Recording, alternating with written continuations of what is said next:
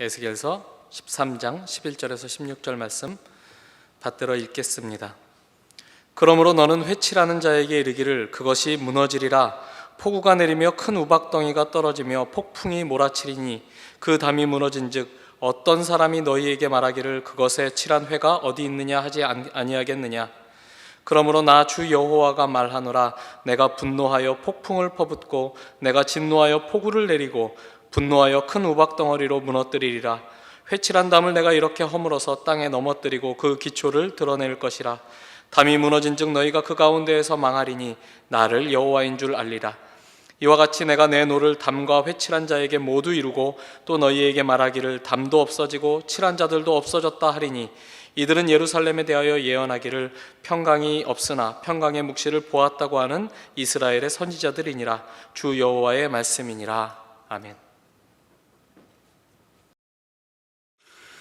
이 에스겔서 그 12장 21절에서부터 우리 14장 그 11절까지는 그 이스라엘의 그 우상 숭배, 그리고 특별히 그 어떤 점을 치는 행위, 그리고 어떤 그 하나님의 말씀에 귀를 기울이지 않고 자기들이 어떤 만들어낸 그 종교적인 혹은 어떤 주술적인 내용들을 더 의지하는 어떤 사람들에 대해서 주님께서 질책하시고 그들을 심판하시고 내가 여호와인 줄 너희 가운데 드러내겠다라고 계속해서 이렇게 말씀하시는 이제 대목입니다.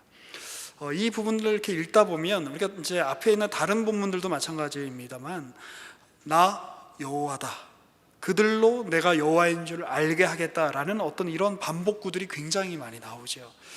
그러니까 하나님께서 이스라엘에 대해서 어떤 지적하시고 어떤 급기야는 예루살렘 성벽이 무너지고 성전이 무너지는 어떤 그러한 사태까지 그들을 이렇게 몰아붙이시는 이유는 단지 어떤 이렇게 노를 쏟아 부으시기 위한 것이 목적이 아니라 노를 내시는, 화를 내시는 그분이 누구냐? 하나님이셨구나. 우리는 그 하나님 앞에 서 있을 수밖에 없는 존재구나 라는 사실을 다시 한번 이스라엘에게, 유다에게 깨닫게 하시기 위하여 하나님 그렇게 하신다라는 것을 이제 우리가 기억을 할 필요가 있습니다. 오늘 우리가 읽었던 말씀도 굉장히 그 신랄한 말씀입니다. 23장 앞부분에 1절에서 16절까지는 이제 아마 그 남자 예언자들을 향해서, 이제 거짓 선지자들을 향해서 하나님이 질책하시고 심판하시는 내용 같아 보입니다. 그리고 이제 17절에서 그 23절까지는 이제 그 여자들 어떤 이제 어떤 그 주문이나 어떤 부적이나 어떤 이런 것들로 어떤 자신들의 어떤 안정을 이렇게 꾀하려고 하는 어떤 그 여자들에 대한 또 이렇게 지적이 이렇게 있으신 것 같습니다. 그 17절 말씀을 이제 보시면 그 우리가 아까 읽었던 그 말씀과 이어져서 또 이런 지적들이 있습니다. 너 인자야, 너희 백성 중 자기 마음대로 예언하는 여자들에게 경고하며 예언하여 이르기를 주 여호와의 말씀에 사람의 영혼을 사냥하려고 손목마다 부적을 꿰어매고 키가 큰 자나 작은 자의 머리를 위하여 수건을 만드는 여자들에게 화 있을진저. 이제 그 이 말씀을 이제 적용하여 머리에 수건을 쓰거나 모자를 쓰면 다 벌 받는다 이런 식으로 해석하면 안 됩니다. 그러니까 이 당시에 어떤 그 주술적인 목적으로, 어떤 특별한 어떤 종교적인 목적으로 이렇게 그 수건을 만드는 여자들이 있었던 것 같습니다. 그러니까 일종의 어떤 이제 부적 같은 것이죠. 손목마다 우리가 이걸 차고 있으면 괜찮을 거야, 멸망을 면할 수 있을 거야라고 하는. 이제 이어서 이렇게 말씀하시죠. 18절 하반절에 보시면 너희가 어찌하여 내 백성의 영혼은 사냥하면서 자기를 위하여는 영혼을 살리려 하느냐. 그렇게 꼬드기는 여인들아, 네가 지금 하는 행위는 나의 백성의 영혼을 그 사냥하는 행위와 같다.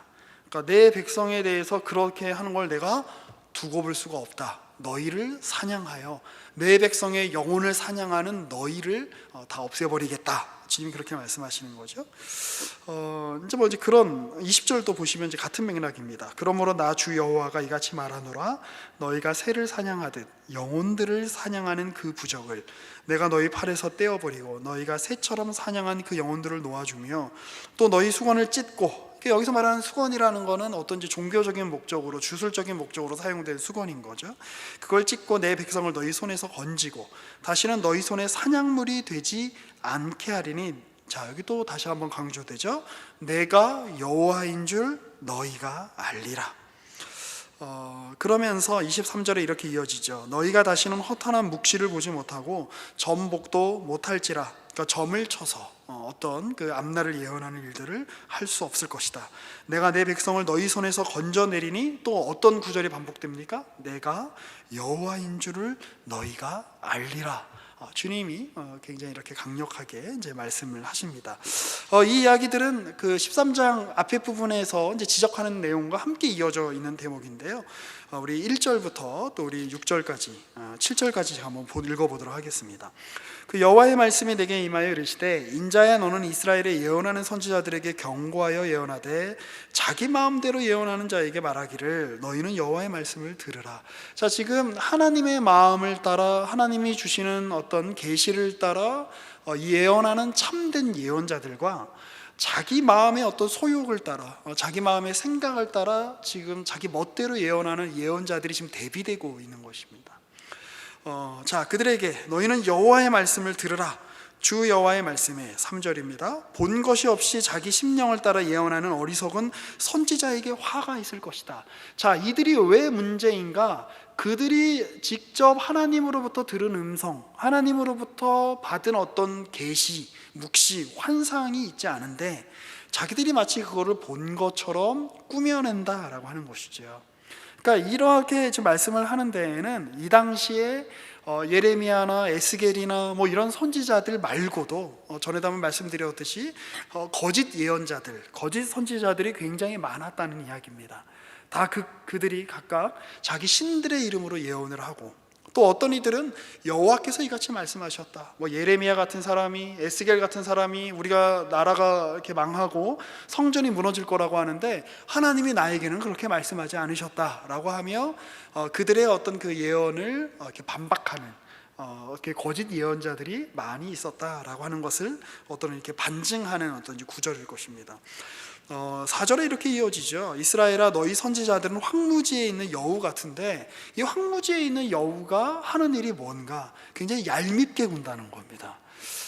약간 우리 문화권에서도 여우 그러면 저렇게 여우 같은 짓을 하네 이렇게 그런 표현이 있는 것처럼 아마 이 맥락에서도 어떤 얄미운 행동을, 책임 없는 행동을 하는 것을 지금 묘사하기 위하여 여우를 이제 비유를 하고 있는데 5절에 보시면 너희 선지자들이 성 무너진 곳에 올라가지도 아니하였으며 이스라엘 족속을 위하여 여호와의 날에 전쟁에서 견디게 하려고 성벽을 수축하지도 아니하였느니라. 그러니까 이들이 실제로 이스라엘에게 도움되는 일은 안 했다는 거예요.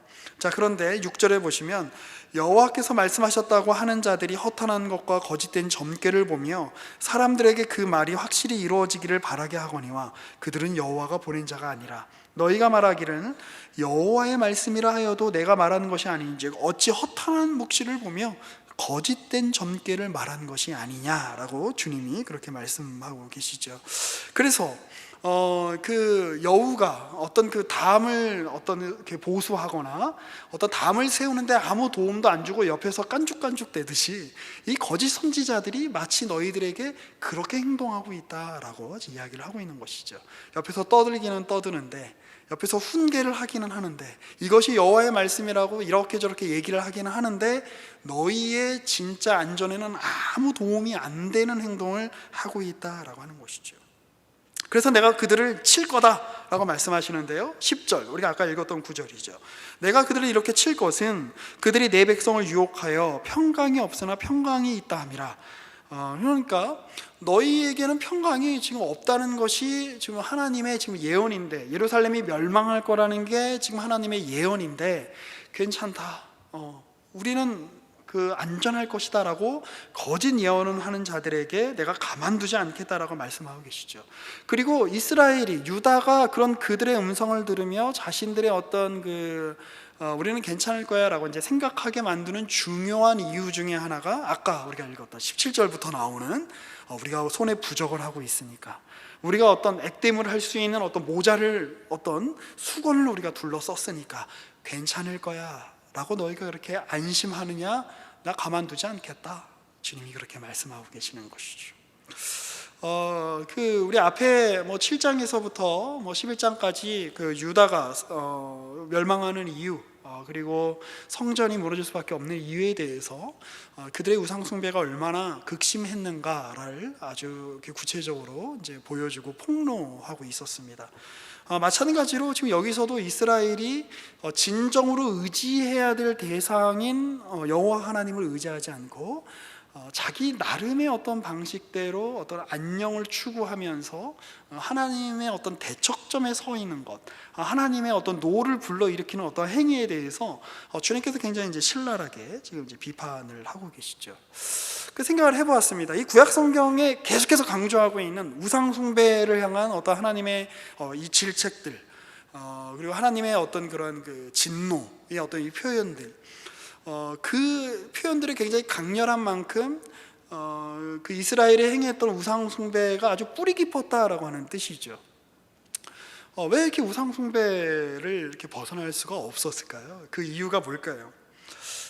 아마도 이제 좀 쉬운 말로 이렇게 좀 표현을 하면 제가 생각하기에는 이렇게 본전 생각 때문에 그런 거 아닌가 싶습니다.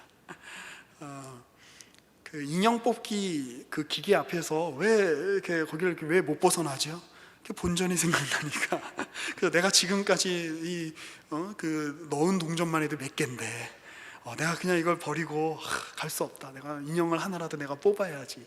자, 그런 행동의 기준이 인형을 뽑아야 되겠다, 뽑지 않아야 되겠다, 이 인형을 뽑는 것이 나은 행동이다, 아니면 빨리 여기서 아예 안 되니까 돌아가는 것이 나은 행동이다라가 어떤 판단 기준이 되는 것이 아니라 내가 여태까지 이만큼 공을 들였는데가 판단 기준이 되는 거예요.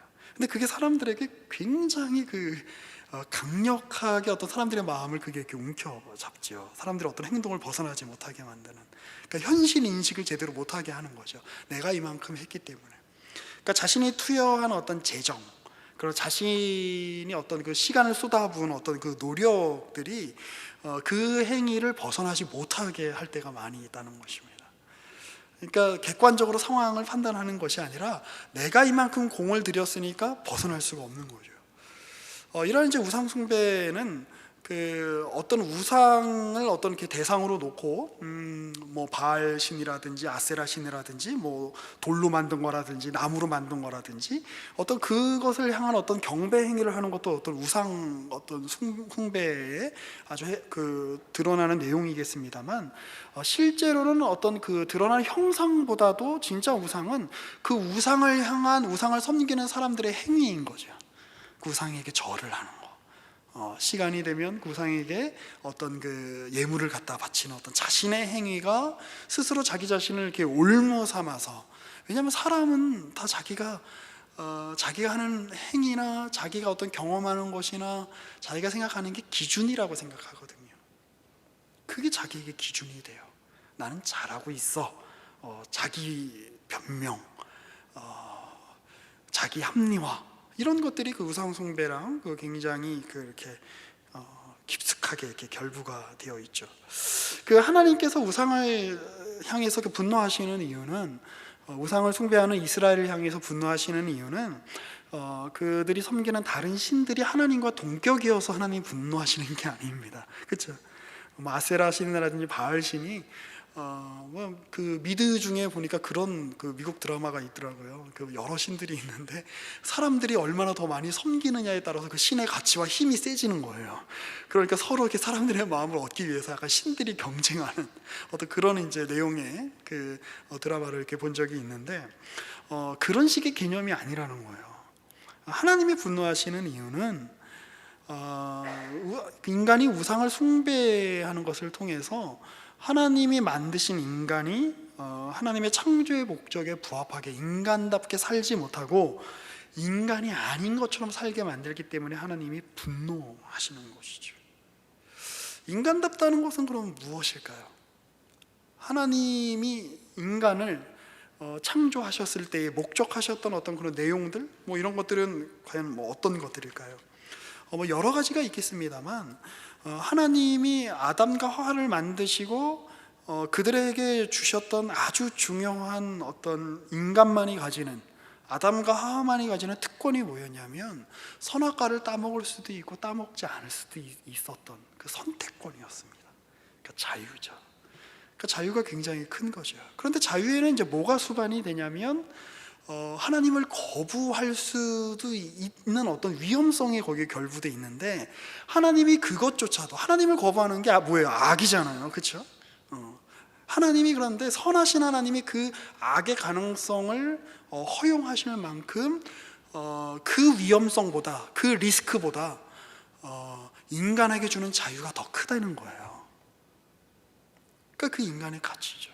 그런데 그 자유에는 그 뭐가 포함이 되냐면 필연적으로 모함이 거기에 결부가 됩니다.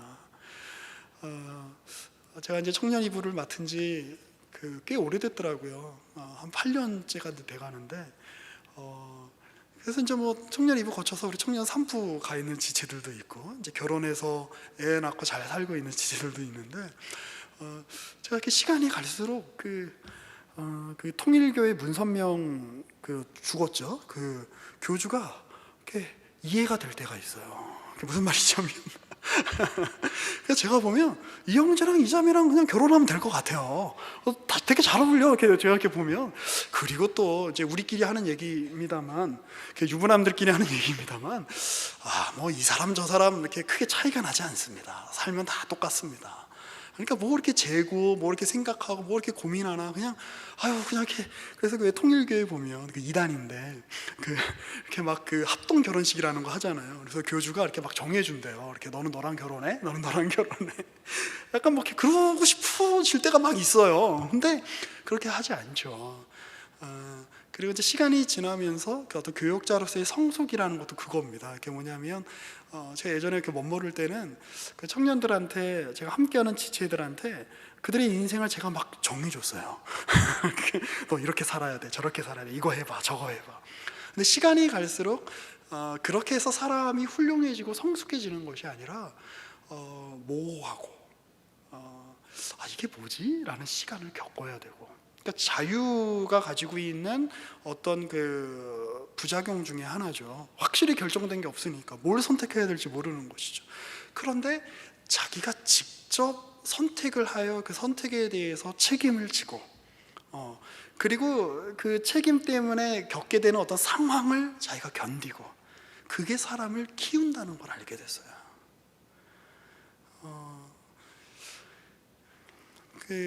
제가 목사인데 저희 청년들이 저한테 전화를 하면 성경 구절을 물어볼 때는 잘 없어요. 보통 목사님 저 여기 어딘데 혹시 아시는 맛집 있으세요? 막 이렇게 물어보더라고요. 뭐 괜찮은 카페 아시는 데 있으세요? 막 그럼 막 속에서 이제 이 사람이 나를 뭘로 생각하지? 약간 이런 생각이 들면서도 거기가 어디 가면 뭐가 있다고 이렇게 설명해 주는 저를 이렇게 볼 때마다 약간 자괴감이 들고 괴로울 때가 있는데요. 제가 어떤 그 미식가가 쓴 글 중에 미식의 세계를 경험하기 위한 첫 단계는 뭐냐? 자기가 스스로 식당을 이렇게 결정해 보라라고 하는 제안을 한 걸 이렇게 읽은 적이 있는데, 그거 굉장히 인상적이었습니다. 직접 자기가 결정을 해보고 맛을 보고 이게 어떤 차이가 있는가? 라고 그걸 이렇게 경험해 봐야 그 세계를 경험하는 거예요. 그 세계에 대한 이해가 깊어지고, 그 깊은 이해를 가지고 또 이렇게 다른 사람들한테 어떤 영향을 끼칠 수도 있고. 하나님 우리를 인조인간 로봇으로 만들지 않으셨다는 거예요. 인공지능 정도로 만들지 않으셨다는 거예요. 인간의 특징이 뭡니까? 모호함입니다. 여러분도 여러분 마음을 잘 모를 때가 많잖아요, 그렇죠? 제 아내도 그래요. 내가 뭘 원하는 건지 나도 잘 모르겠어. 이렇게 어느 날인가 그 메뉴를 이렇게 정하다가 이렇게 싸운 적이 있습니다. 제가 뭐 치킨 먹을까? 너무 기름져서 안 돼. 우리 무슨 이렇게 막국수 먹으러 갈까? 그거 면이라서 안 돼. 그럼 뭘 먹고 싶어? 나도 모르겠어. 어쩌란 말이야. 그런데 이제 제가 미성숙할 때였죠. 인간은 원래 그런 겁니다. 자기가 뭘 좋아하고 자기가 어떤 선택을 해야지 최선의 선택이고, 뭐가 이렇게 더 자기에게 맞는지도 사실 자기 자신도 잘 몰라요. 그러니까 어떤 취향이 생기고 나는 이런 사람이구나, 나는 뭘 좋아하는구나, 나는 이런 음악을 좋아하는구나를 이렇게 대번에 알 수 있는 사람은 없습니다. 그렇죠? 아무 음악도 듣지 않고 나는 락 음악을 좋아해, 혹은 나는 재즈를 좋아해 락하면서 딱 시작해서 락을 찾아 듣고 재즈를 찾아 듣고 클래식을 찾아 듣고 하는 사람은 없는 거예요.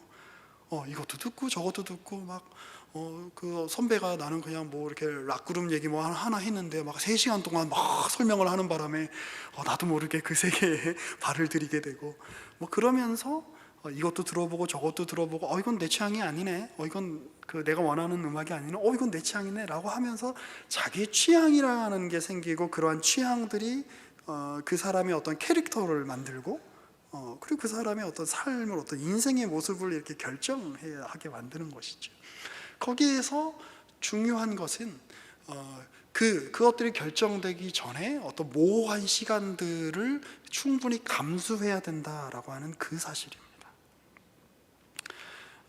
모든 것이 이렇게 분명하게 딱딱 주어지는 것은 없습니다. 우리는 인간이기 때문입니다. 우리는 하나님이 자유를 주시고 그 자유를 가지고, 그 자발성을 가지고 하나님을 향하도록, 그래서 하나님을 거부할 수도 있는 기회를 주신 고귀한 존재이기 때문입니다. 그거 우리가 기억을 할 필요가 있어요. 자, 그런데 우상이란 뭘까요? 주술이란 뭘까요? 그 점을 치는 행위라는 거는 뭘까요? 그 모함을 그 모함의 시간을 자기가 인위적으로 줄이려고 하는 거예요. 그러니까 옛날에 한참 그 은사주의가 한국 교회의 어떤 그 열풍이었을 때, 그 왜 효력이 있었습니까? 그 하나님의 뜻을 뭔지 잘 모르겠고 내가 구원을 받았는가, 내가 진짜 하나님의 사람인가를 잘 확인하기가 좀 애매한데, 갑자기 막 이렇게 뜨거운 마음이 들면서 막 방언을 막 하게 되면 나는 하나님의 선택한 사람이구나라는 사실이 분명하게 드러나게 되는 거예요. 그러니까 내가 진짜 하나님이 나를 선택하셨나, 난 하나님의 사람인가라고 하는 어떤 고민하는 과정, 갈등하는 과정을 거칠 필요 없이 바로 나는 하나님이 선택한 사람이구나, 내 신앙은 괜찮구나를 확인할 수 있는, 그러니까 어떤 그 시간을 그냥 확 압축하고 단축해서 어떤 그런 빠른 결과를 만들어낼 수 있는 그런 효과가 있었던 것이지요. 그것도 뭐 상황에 따라서 뭐 그런 시대를 이제 우리가 그 한국 교회뿐만 아니라 한국 사회 전체가 사실 그런 시간들을 겪었기 때문에 그거에 대해서 뭐 잘했다 잘못했다를 이렇게 논하고 싶은 마음은 없습니다. 그런데 우리는 이제 그 이후 시대를 지금 우리는 살고 있고 이제 준비를 해야 되는 것이죠. 한국 사회 자체가 그렇잖아요. 뭔가 압축해서 뭔가 빨리 이루는 그거를 통해서 우리가 그 경험하게 된 많은 부작용들을 우리는 이제 많이 경험했습니다.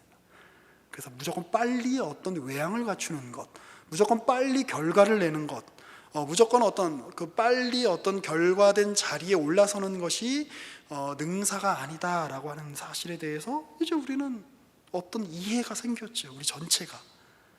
그리고 그 이해가 생겨서 우리가 더 확신과 더 견고함 속에 서게 됐습니까? 아니죠.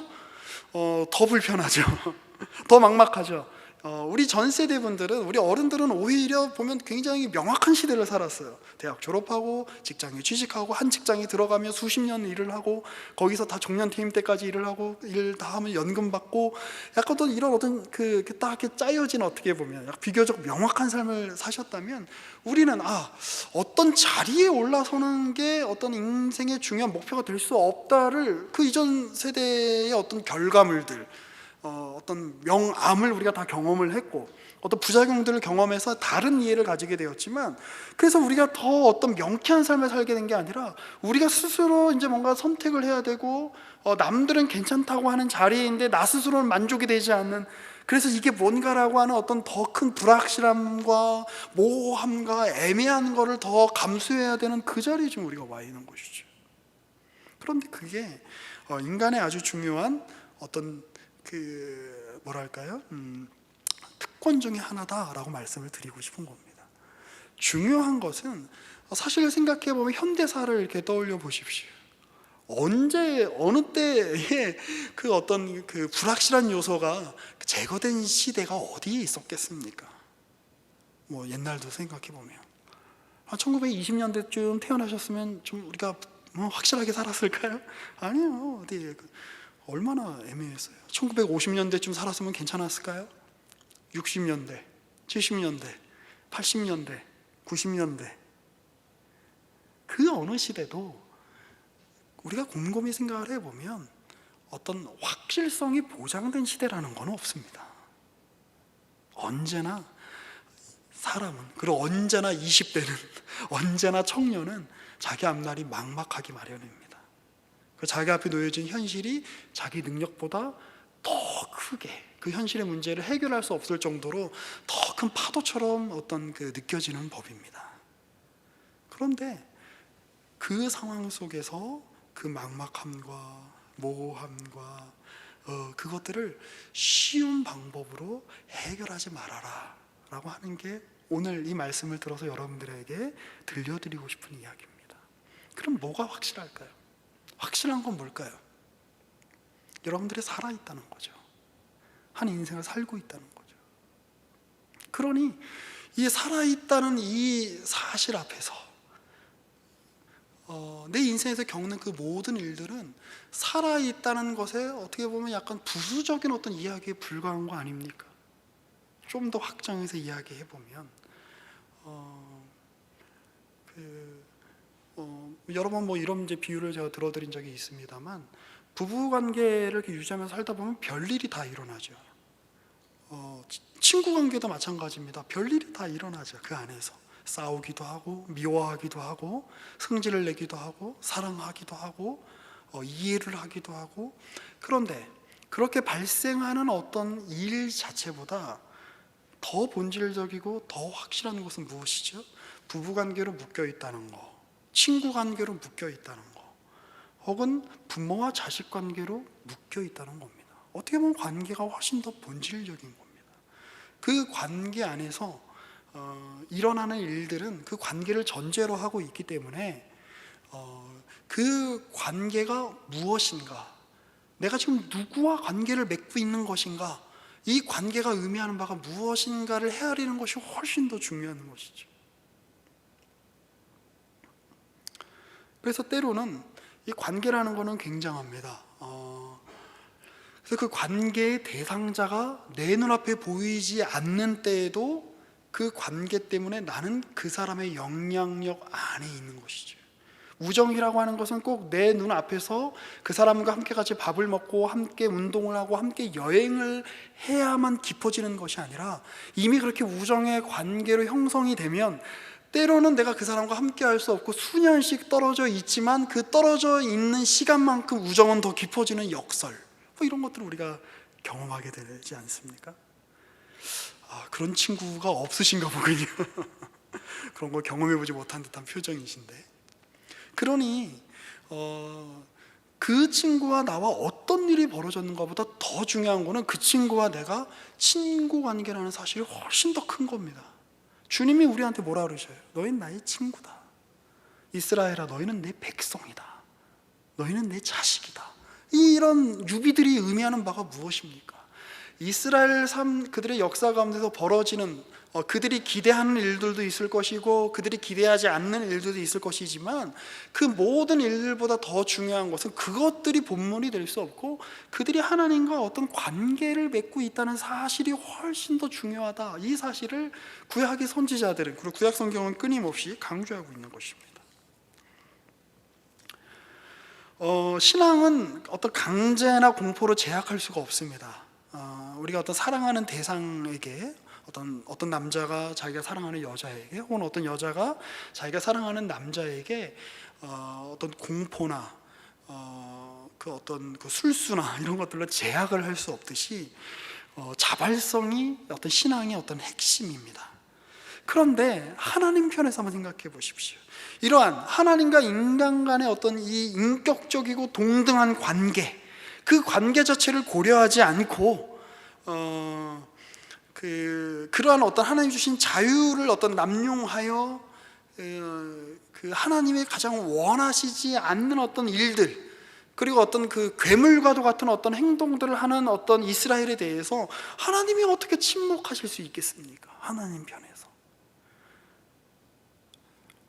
이 사람들이 왜 부적을 했겠어요? 왜 우상을 숭배했겠어요? 하나님을 버린 게 아닙니다. 그 사람들 표현으로는 그들은 여전히 하나님을 섬기면서 하나님이 우리와 함께 하신다, 우리는 복받은 백성이다, 우리는 택함받은 백성이다 라고 하는 어떤 그런 그 사실을 확증하는 어떤 하나의 방편으로 어떤 그런 부적과 어떤 그런 우상과 이런 것들이 이제 그 사용이 됐던 것이죠. 근데 하나님이 하나님 그거 두고 보실 수 없다라고 이렇게 주님이 말씀을 하고 계신 겁니다. 그래서 그것을 통해서 하나님이 우리를 이끄시고 우리를 이렇게 인도하시려고 하는 어떤 그런 그 방향이 우리가 생각하는 것보다 훨씬 크다라고 하는 것을 성경이 끊임없이 보여주고 있죠. 뭐냐면 우리는 우리의 현실에 너무 붙잡혀 있어요. 그러니까 여기서 말하는 현실이라고 하는 것은 자기 눈앞의 현실입니다. 그리고 자기 욕망의 현실입니다. 내가 통제할 수 있는 것, 내게 익숙한 것, 내가 좋다고 생각하는 것을 토대로 만들어진 어떤 그 인식에 근거한 어떤 현실입니다. 근데 하나님이 그거 거부하시겠다라는 거예요. 자, 이 우상을 섬기는 이들, 거짓 예언자들이 끊임없이 그들에게 했던 말이 뭐예요? 평안하다, 평안하다예요. 이 상태로 괜찮다, 우리 안 망한다, 우리는 하나님의 백성이기 때문이다, 우리 성전을 갖고 있기 때문이다, 너희가 계속 지금 누리며 했던 일들 계속 할 수 있을 거다, 하나님도 섬기고 뭐 다른 신들도 섬기는 그 행위를 계속 할 수 있을 거다, 너희는 변하지 않을 거다, 우리는 하나님의 백성이기 때문이다 라고 하는, 우리의 현실은 유지될 거다 라고 하는 말이 너희는 평안할 것이다, 평안할 것이다 라고 하는 말에 들어있는 어떤 함축이죠. 하나님이 그 꼴 못 보신다 라고 말씀하시는 거예요. 왜요? 거기를 넘어가지 않으면 하나님과 이스라엘의, 하나님과 언약 백성 간의 어떤 역동적인 어떤 관계, 인격적인 관계, 자발성을 가지고 하나님을 향하여 나아가는 관계가 아니라 그저 율법에 얽매인 관계, 그저 우리는 절기를 지키고 제사를 지키고 율법 몇 가지만 지키면 하나님과 그냥 하나님과 우리 사이에서 더 이상 벌어질 어떤 채무 같은 거는 없는 그런 관계로 하나님이 그렇게 보실 수 없다라고 말씀하시는 거예요. 그런 기계적인 관계에 머물 수 없다라고 말씀하시는 거예요. 왜요? 나는 기계가 아니기 때문입니다. 나는 기계가 아니기 때문이다. 너희도 내가 기계로 만들지 않았기 때문이다. 나는 자유를 가진 하나님이다. 너희도 자유와 자발성을 가지고 나를 사랑하도록 만든 존재이기 때문이다. 그 사실을 알기 위해서 평안을 추구하는 그 이스라엘의 어떤 마음과 또 그런 마음에 기대서 예언을 하는 이들을 하나님께서, 그런 마음에 기대어 부적에 의지하는 이들을 하나님께서 철저하게 깨시는 거죠. 그들의 현실을 계속해서 깨시는 거죠. 그래야 하나님이 원하는 현실로 그들의 현실이 변모될 수 있으니까. 그렇지 않습니까?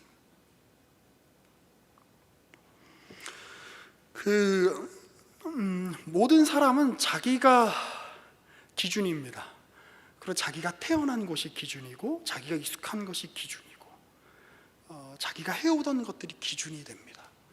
그래서 처음에는 선의로 시작됐던 일들이, 처음엔 좋은 의도로 시작했던 일들이 시간이 지나면서 가장 악한 일로 변질되기도 합니다.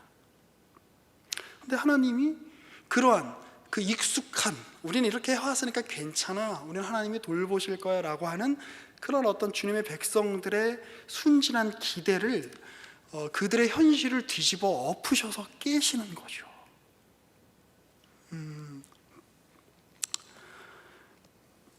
뭐 이런 이제 경우가 있었습니다. 이제 제 후배 중에 한 명이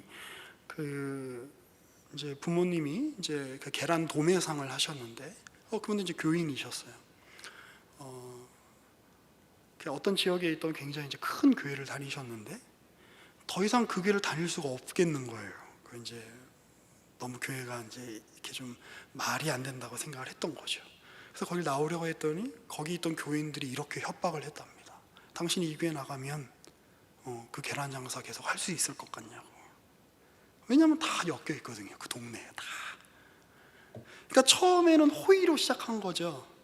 우리 같은 교인이니까 이왕이면 믿지 않는 집에서 계란을 사지 말고 우리 같은 교인 집에서 우리 계란을 삽시다.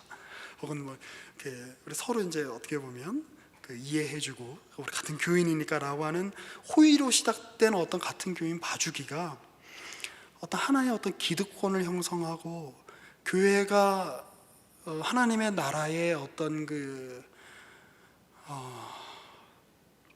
하나의 모습으로 드러내기보다 일종의 이익 집단화되는 일들을 우리는 한국 교회에서 굉장히 많이 보죠.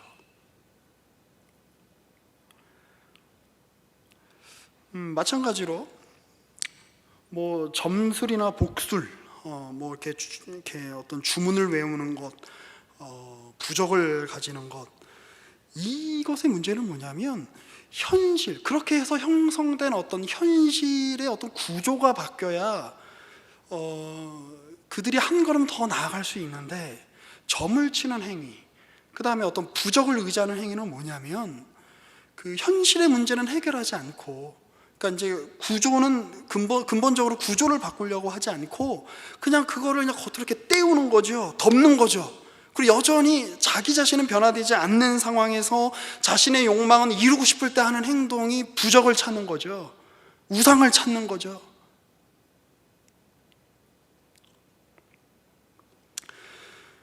그런 것을 우리는 자기 기만이라고 할 수 있을 겁니다. 자기 기만. 그런데 하나님이 그 자기 기만으로 구성된 그 굳어진 그 현실 인식을 깨기 위해서 하나님의 현실을 가지고 오시는 거죠. 왜? 그게 아니면 이 현실의 구조가 깨지지 않고, 이 현실의 구조가 깨지지 않으면 하나님에 대한 이해, 인간에 대한 이해, 세상에 대한 이해 깊어질 수가 없는 것이죠. 그래서 하나님이 우리가 감당할 수 없는 현실로 우리에게 닥쳐 들어오시는 겁니다. 그러니 우리가 겪는 미래는 언제나 하나님의 현실이죠. 우리의 어제와 우리의 오늘의 안녕을 뒤흔드는, 그걸 통해서 우리가 무엇을 배우게 되는 것입니까? 네가 의지할 건 아무것도 없다. 그동안 네가 너의 학력을 의지했냐? 그동안 네가 너의 부모님을 의지했냐? 그동안 네가 너의 어떤 지식을 의지했냐? 네가 갖고 있는 소유를 의지했냐? 그것들로 나는 만족하지 않겠다 를 하나님이, 그리고 그것들로 만족할 수 없는 자리로 너를 내가 이끌겠다라고 하는 하나님의 목적이 우리로 하여금 기존에 있던 자원, 기존에 있던 실력, 기존에 있던 어떠한 우리가 갖고 있는 능력으로는 감당할 수 없는 내일로 하나님이 우리를 그렇게 찾아오시는 이유가 거기에 있는 것입니다. 그것이 없다면 우리의 삶에 무슨 성숙이 있고 무슨 깊어짐이 있겠습니까? 그렇지 않습니까? 그래서 우리가 공동체 안에 모여서 이렇게 힘든 겁니다. 그렇죠? 집에 혼자 있으면 이렇게 힘든 일 겪지 않아도 되잖아요. 그렇죠? 그런데 여기 나와서 정말 좋은 관계인 줄 알았는데, 우리의 관계는 변하지 않을 줄 알았는데 나에게 내 뒤통수를 치다니 라고 하는 그 경험을 하는 자에게 복이 있을진저. 그가 하나님의 깊은 사랑을 받고 있는 겁니다. 무슨 말씀을 하는지 아시겠어요? 말이 안 되는 상황을 여러분들이 경험하고, 그리고 다른 이가 나에게 말이 안 되는 상황을 만들어내는 거에는 그래서 견디겠는데, 때로는 내가 내 말을 뒤집어 엎는 행동을 하잖아요. 그렇지 않습니까? 그런데 그 일들을 통해서 하나님이 과거의 나, 오늘에 익숙한 나를 깨서 하나님이 원하시는 내일의 나로 바꿔가시는 겁니다. 그러니 제가 이 부분을 이야기할 때 좀 비아냥거리지 않으려고 좀 노력을 하는데, 이렇게 생각을 해볼 수 있겠죠.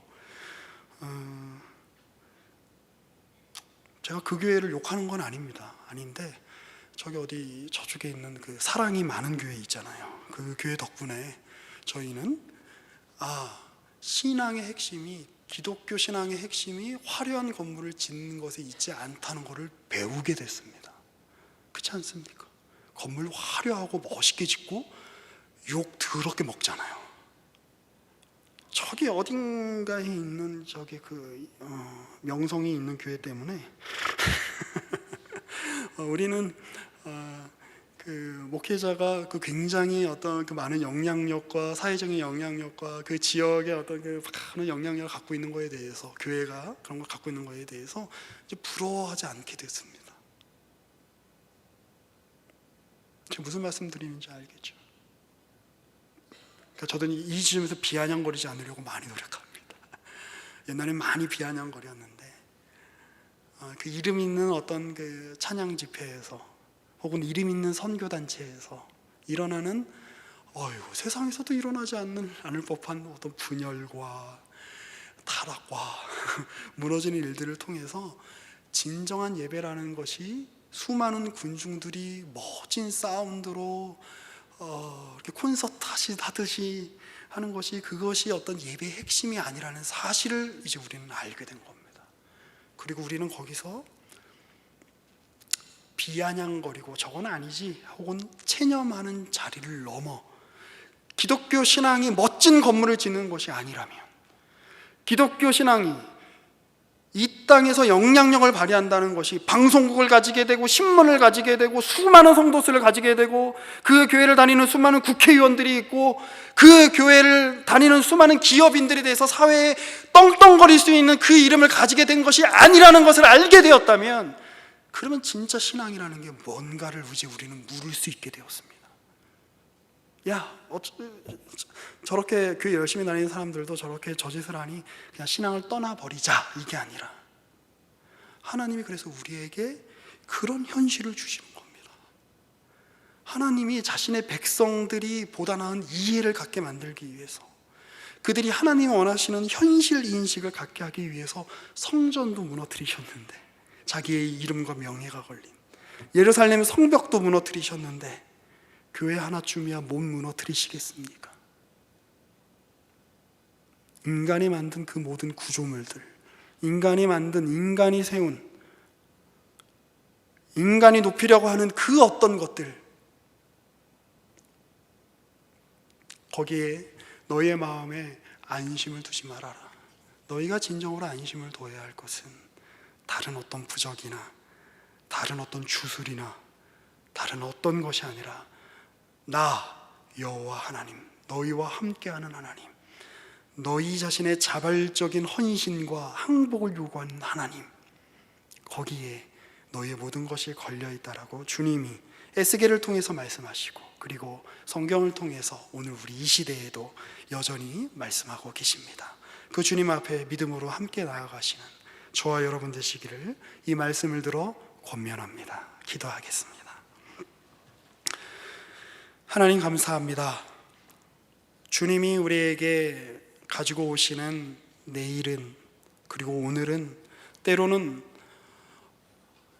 어제에 익숙한 나로서는, 어제에 익숙한 우리로서는 감당하기 어렵고 버거울 때가 많습니다.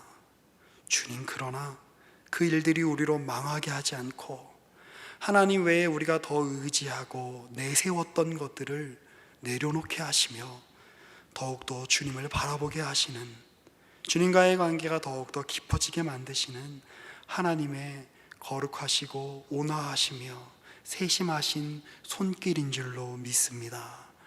그 주님이 가져오시는 미래에 그 주님께 우리 자신을 내어드립니다. 우리의 인생을, 우리의 존재를, 우리가 가지고 있는 모든 재능과 우리의 모든 소유와 우리가 이룰 수 있는 모든 가능성이 다 주님께 있음을 고백합니다. 주여, 우리를 사용하여 주시고 우리를 하나님 안에서 하나님과 함께 더 깊어지는 그러한 인생살이를 살아갈 수 있도록 주여 우리에게 복을 허락하여 주옵소서. 우리의 구주이신 예수 그리스도의 이름으로 기도합니다. 아멘.